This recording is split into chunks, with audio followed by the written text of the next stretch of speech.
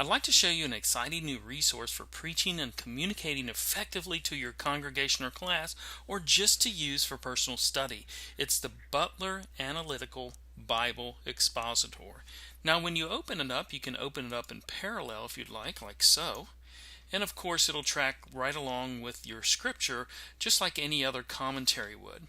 Now another thing you can do too, and I'll do this so I can highlight it, is just open it up by itself. So here you see that, and there's some really interesting things about the way this particular work is organized. First of all, everything's organized by book, chapter, and verse, and you can see very easily the organization. Now you'll also notice that in the organization, look at the alliteration that's used here.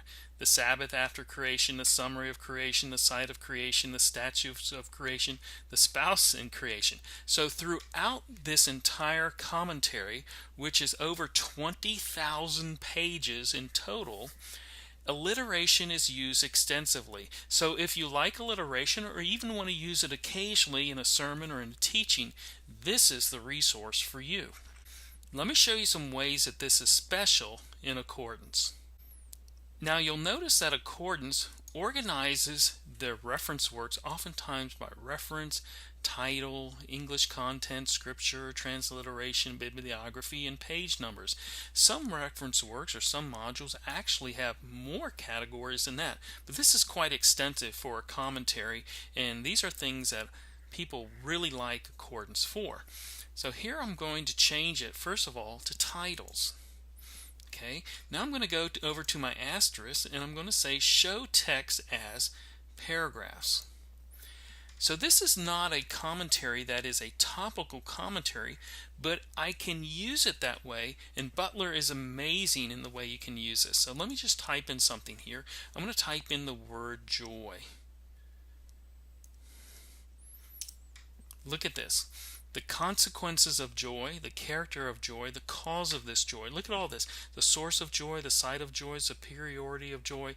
And you can go on and on just looking at some things that Butler has said about joy in the titles, not the rest of the text. So this is a cool thing. So here Butler's saying the joy is your strength.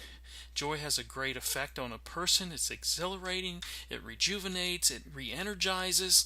Then he says that it's a pious joy, not a carnal joy. It empowers the soul. And it says it's not a joy of circumstances. So you can see the practicality of these points as Butler illustrates these topics, even though this is not a topical work. You could type in something else. Let's say you want to type in Moses. So you can get all different aspects of Moses here just by using the show text as paragraphs and looking at the different places where Moses is mentioned. Now you can also change that up and you can just show text as articles and you can get a little bit more information there underneath the hits, or you could show the text as all text and even get more information and just go to the different mark like so and get all the information. But there are different ways of viewing this in Accordance, so it's very powerful and very easy to get to. That's the value of having this work in Accordance. Now let's go on to take a look at what Butler actually says about some things. So this time I'm going to move it away from titles and I'm going to go to reference. And let me type in, for instance, I'm going to type in James 1:2. Now here we are in James 1:2, and I want to show you something what Butler does with every New Testament book. First of all, he outlines each New Testament book, and he does it with alliteration. So it's a very easy way just to get an overview of the book very quickly with the alliteration.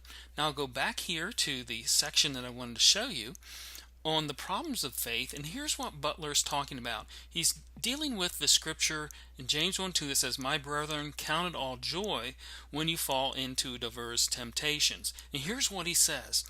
It's not easy to rejoice in troubles. Rejoicing in one's troubles means that one must trust God that He knows what He is doing when He allows us to undergo these troubles and trials.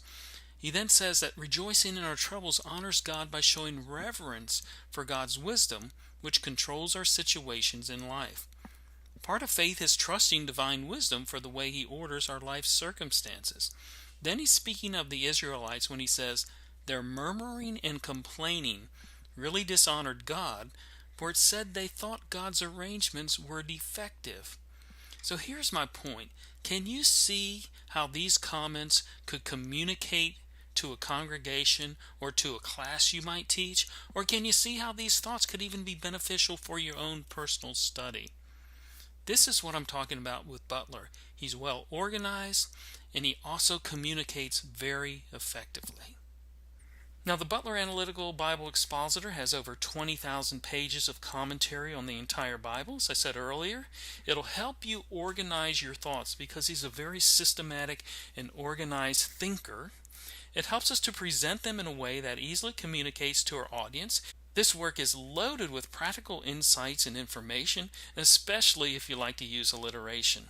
So it's very reasonably priced for the amount of information you receive, so be sure to check this out on our website for ordering information, and I'm sure you'll be glad you did.